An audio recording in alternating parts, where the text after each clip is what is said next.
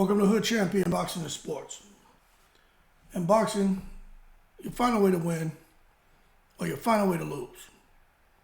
You can find a way to take it to the stupid and not hold your horses. Hell no, Alvarez is a disappointment. Now, if what I read is true, there is no hope for Canelo, and I give up on ever seeing him. Hell no, Alvarez get in the ring with anyone who could possibly defeat him ever since he lost to Bivol, right? Now, word on the street is preliminary talks have begun between Edgar Berlanga, his management team, and matchroom promoter Eddie Hearn for a fight against Canelo this year. I don't know if it's going to be May. I don't know if it's going to be September. But the talks for an undisputed fight are underway. Now, you may say, oh, this is just a conversation, man. What are you worried about, Hood Champion? What do you mean what I'm worried about? We should have the same concern here. That hell no, Alvarez isn't out here getting busy with David Benavidez. We know David Benavidez is bubbling up to 175. He's got to do what he's got to do. But Jesus Christ, hell no. Don't go to Berlanga route. But he can do what he wants, right? But this, to me, is just crazy. You're going to sit here now, hell no, Alvarez, 60 wins, 2 losses, 2 draws, right? 39 knockouts. The man, the myth, the face of boxing. You're really going to get into some negotiation with Edgar Berlanga? Jesus Christ, man. What are we talking about? I don't get it. I don't get it. But the word on the street, Berlanga and his team, although he got headbutted in the face and he looked like he had a couple little abrasions, bruised up a little bit, that Berlanga is saying, hey, he's ready by May. People, don't be surprised if hell no chooses to fight Berlanga in May. Now, there's supposed to be an announcement this week on, I guess, what Canelo's doing. Is he going to fight Berlanga? I don't know. I wouldn't be surprised because if you listen to what Eddie Hearn was saying, Canelo is not afraid of anyone. Canelo will fight anyone. Canelo. Yo, Eddie, man, you holding this man's balls in your mouth, champ. Did anyone else catch how Eddie Hearn was just saying all this shit about Canelo last night? That made me feel like it's a couple things, right? One, when Eddie Hearn said he doesn't believe the fight goes past 6 rounds, and the fight didn't go past 6 rounds. When he said Berlanga would get a knockout, Berlanga got a knockout. And then at the end of the fight, where he was just talking about Canelo. Puerto Rico, Mexico, Berlanga, Canelo, Puerto Rico, Mexico. Yeah, that's the fight we want. That's what we want. But there was a kind of confidence there. You know what I'm saying? Like, almost like it's understood that Berlanga is fighting hell no Alvarez next. And I just think, why wouldn't Canelo come out and make an announcement about who he's fighting in May, seeing that we're almost in March? And why would they wait to make the announcement of what he's doing as far as his opponent for May a couple days after Berlanga just fought?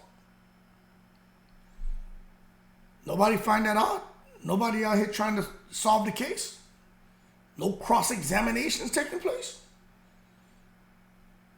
If not, then you guys need to hold your horses because you're taking it to the stupid. Hell no, Alvarez is, he moving kind of crazy to me, man. I'm going to be honest with you. If he fights this guy, that's crazy. I don't even know if the money's there. I put it to this, money's going to be there because Eddie Hearn's going to make sure money's there. But will Eddie Hearn DAZN make money, make a profit? I don't know about that. But I'd say that everybody should have seen this shit coming. if you, from what you seeing, what you hearing, and what you smelling, what Eddie Hearn is cooking, you should have known there's some shit going on. We all know that's been the goal for Eddie Hearn. Get Berlanga and Canelo to fight. But Canelo jumped ship, went to PBC.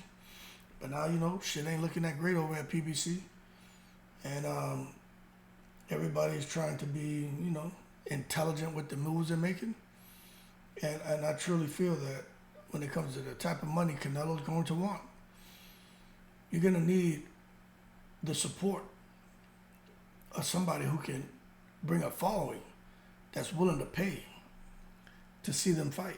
And I don't think Berlanga has a whole island behind him, but Berlanga may have just the fact that he's Puerto Rican, right? The New York-Rican shit, right? But he's Puerto Rican, right? That may be more than enough to help market this fight. And plus you got two, you know, Latino fighters fighting. And we know when it comes to the Latino community and all the Spanish speakers, for the most part, man, you know, if it wasn't for them, there'd be no boxing, because, you know, the Latino community, man, they really support boxing. And when we talk about Latinos, we ain't just talking about no damn Mexicans. We talking about any and everybody that speak goddamn Spanish. And there's a lot of support that comes from the Latino community when it comes to boxing. So I think they would turn out, and not just them, everybody would support that fight. But I don't know. But when you hear guys like Berlanga saying, look, man, I didn't really sustain too much damage. You know, I got a little bruise right here, but, you know, I got headbutt. But it's no problem, nothing to get postponed. I'm ready to fight Canelo. I'm listening to that and I'm saying, nah, something's wrong here. Something's wrong here. This is some promotion that's going on right now. And I could be wrong. But all I'll say is Berlanga will be going into his first high caliber fight. And I just think he's going to get that wake up call. When he fought that guy Angulo, I think he's from Venezuela, wherever he's from.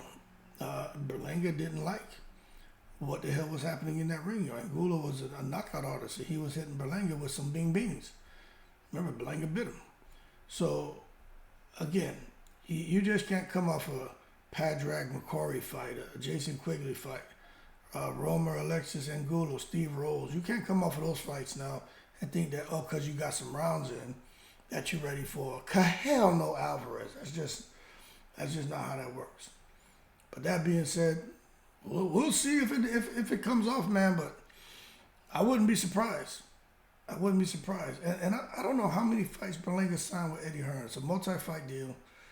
But I wouldn't be surprised if Berlanga, that was his second, third fight over there with Eddie Hearn. I think his second fight. But bottom line is, I wouldn't be surprised if they try to get in there and cash him out. Hey, if you can get in there and make 10 to 15 million, make it, because the opportunity may never come around again. You can talk to Deontay Wilder, who made a lot of money, but certain opportunities ain't coming around again for Deontay Wilder. Although he made a lot of money, there's so much more he could have made, and them opportunities ain't coming around again. Shakir Stevenson turned down an opportunity to fight for Undisputed at 135. To get to Undisputed at 135 is not going to be so easy now. So, you know, certain opportunities, when fighters get confronted with it, they should take it, in my opinion. And this just be one of those situations. If Canelo Alvarez does choose Berlanga, I could understand why Berlanga would take it. That being said, more to come, but people, the negotiations have started. Isn't that some shit? I'm in the breeze.